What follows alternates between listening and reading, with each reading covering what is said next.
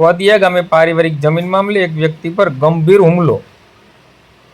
વાડીમાં ખેતી કામ કરતા ભીખુભાઈ ભાદરકા પર પરિવારના જ કેટલાક સભ્યો દ્વારા હુમલો કર્યાનો આક્ષેપ। ભીખુભાઈને તળાજાની સરકારી હોસ્પિટલમાં સારવાર અર્થે ખસેડવામાં આવ્યા।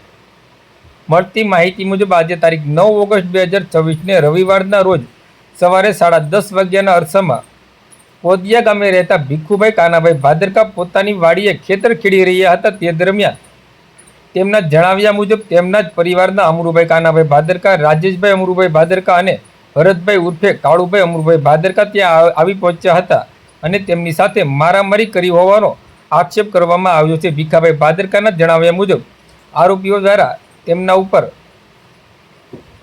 દાઢી કરવાનો અસ્ત્રો ગળા ઉપર રાખવામાં આવ્યો હતો અને ધમકી આપવામાં આવી હતી તેમજ તેમના માથાના વાળ કાપી નાખવામાં આવ્યા હતા। આ ઘટનાને લઈને ભીખુભાઈએ પોતાના આત્મસન્માનને ઠેસ પહોંચાડવામાં આવી હોવાનો પણ ગંભીર આક્ષેપ કર્યો હતો। જમીનના વિવાદ અંગે ભીખુભાઈનું કહેવું છે કે અગાઉ પણ પંચોની હાજરીમાં અમારી જમીનની વહેંચણી કરવામાં આવી હોવા છતાં પણ તેમના ઉપર હુમલો કરવામાં આવ્યો છે। હુમલામાં ઈજાગ્રસ્ત થયેલા ભીખુભાઈ ભાદરકાને સારવાર માટે તળાજાની સરકારી હોસ્પિટલ ખાતે ખસેડવામાં આવ્યા હતા, જ્યાંથી તેમણે સમગ્ર ઘટનાને લઈને પોતાની પ્રતિક્રિયા આપી હતી। આ સમગ્ર મામલે ડાઠા પોલીસે તપાસ અને કાયદેસરની કાર્યવાહી કરવાની તજવીજ શરૂ કરી છે।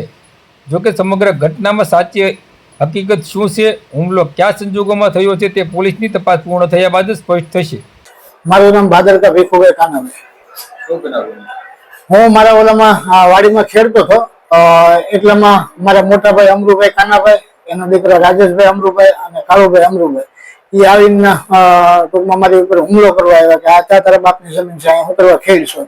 હું ગઈકાલથી ખેડતો હતો, આજે લગભગ 10:30 થી 10:30 આજુબાજુના અરસામાં ત્યાં આવેલા ટૂંકમાં અને મારી ઉપર ટૂંકમાં પેલા હુમલો કર્યો, ગળે અસ્ત્રો રાખ્યો, અસ્ત્રો રાખીને બોલી કે શું તારે કરવાનું છે, જમીન છોડી દેવાની છે કે શું કરવાનું છે?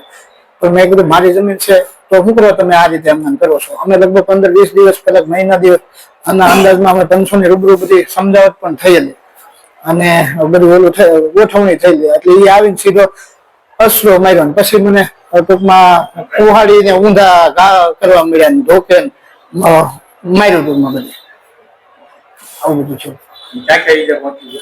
મને અહીંયા જડબામાં ઈજા પહોંચી છે, પછી નાકની અંદર ઈજા પહોંચી છે, અહીંયા સાઈડમાં પહોંચી છે, પછી મારા માથામાં બ્લેડ ને આવી રીતે કરીને મારું અપમાન કર્યું છે।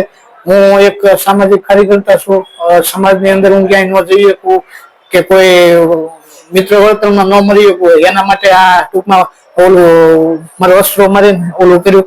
મારો મોબાઈલ લઈ ગયા, મારી પાસે 5,000 રૂપિયા હતા એ પણ લઈ ગયા છે। હાલ મોબાઈલ લાગતો નથી।